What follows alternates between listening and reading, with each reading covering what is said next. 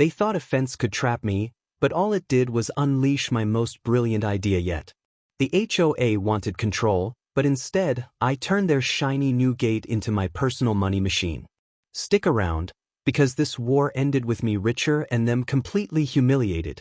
They made one critical mistake the day they decided to mess with me. My ranch may not look like much to them, just a spread of land outside Austin, some goats, chickens, and a few weathered barns, but it's my sanctuary. It's the life I built with my own two hands, and no amount of polished shoes or HOA meetings could ever change that. But one spring afternoon, a letter arrived that turned my world upside down. It wasn't from a friend or neighbor. It was from the Golden Meadows Homeowners Association, a group I'd never joined and never wanted anything to do with. The letter was vague, full of legal jargon, but one phrase stood out like a rattlesnake in tall grass: illegal road usage.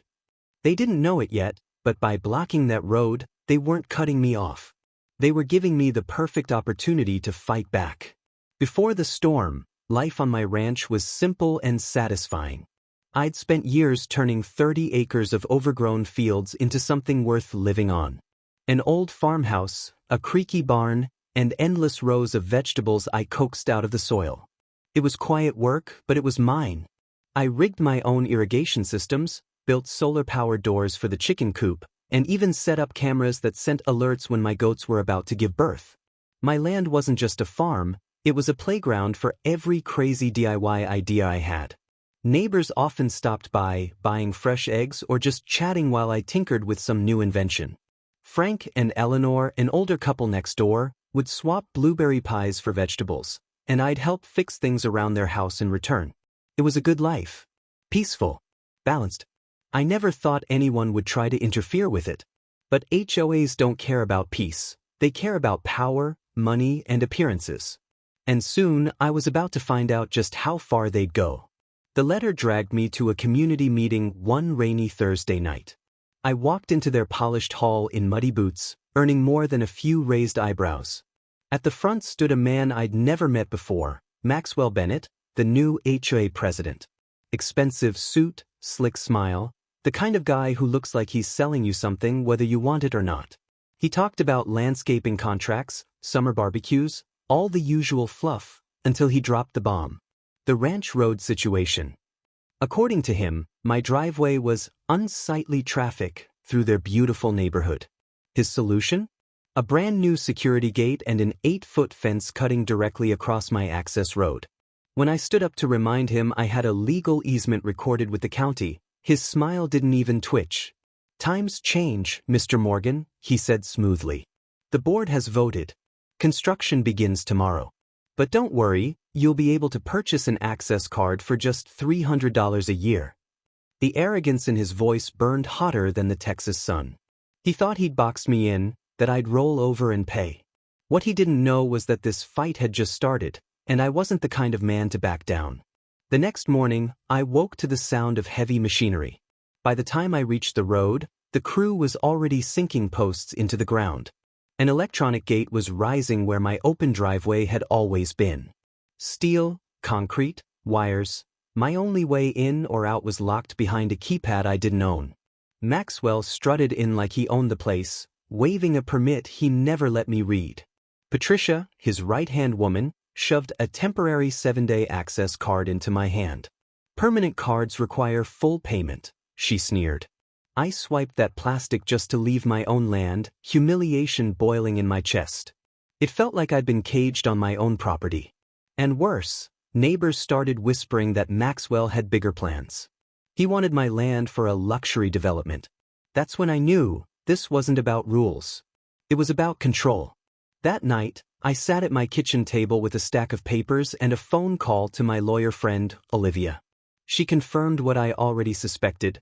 The HOA was bluffing, but dragging them to court could take months, maybe years. Meanwhile, Maxwell had me boxed in. He thought I'd eventually give up, maybe even sell. But as I paced my land that night, flashlight in hand, I noticed something strange.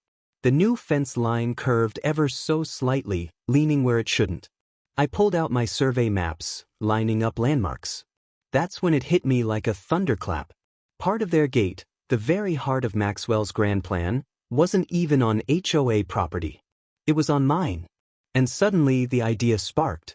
If they could charge me to cross their land, why couldn't I do the same? I called in Ryan, a local contractor friend who knew land surveys better than most city lawyers. We walked the property line together, tape measure in hand. He chewed his toothpick, squinting at the maps.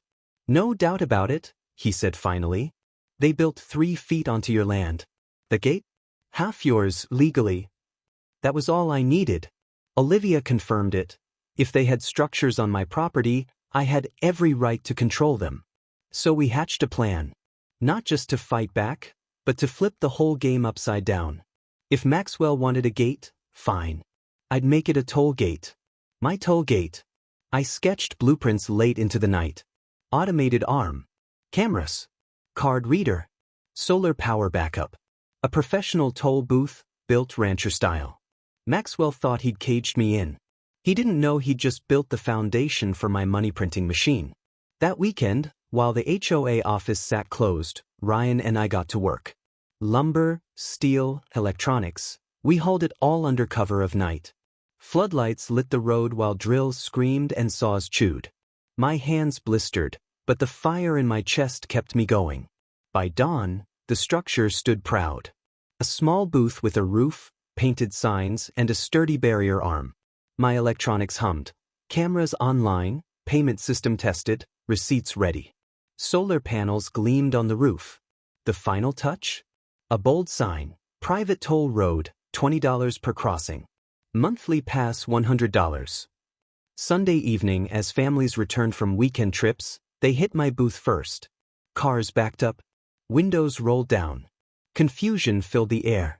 I stood tall in my cap, explaining calmly, "This road cuts through my land. Just as the HOA charges me, I'm charging for mine." The first $20 bill slid across the counter, and my toll road was officially open for business. The reactions were priceless. Some residents shouted, others laughed. A minivan mom asked if I took credit cards.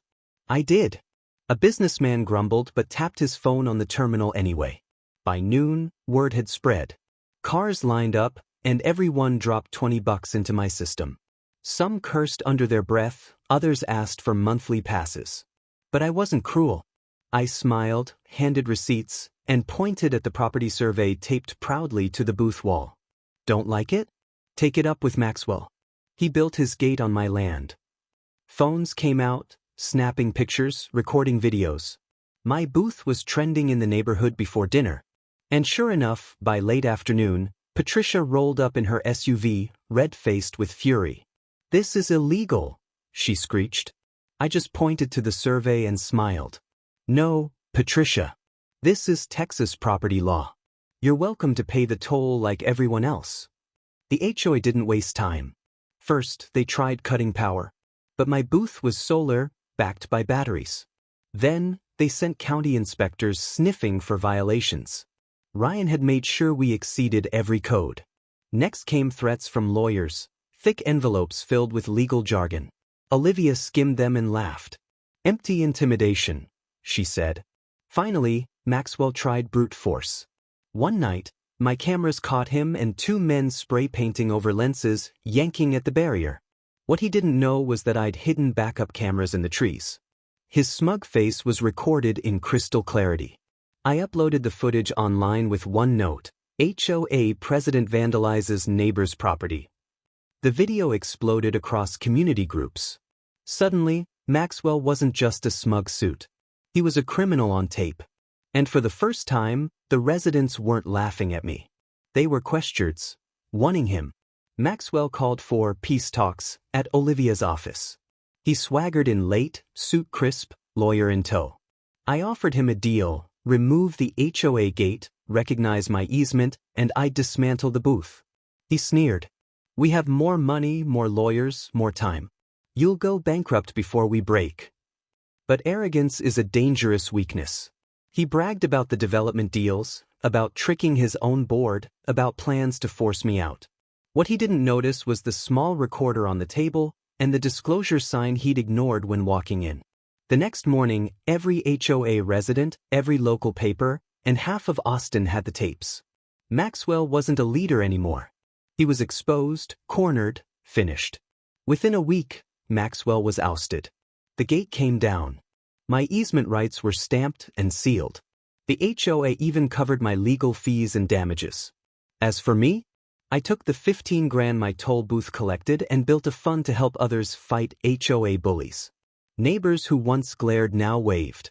Frank and Eleanor brought pies again. And my ranch? More peaceful than ever. Maxwell thought a fence would trap me. But fences don't stop a man with stubborn grit. Sometimes, they just build the walls of his greatest victory.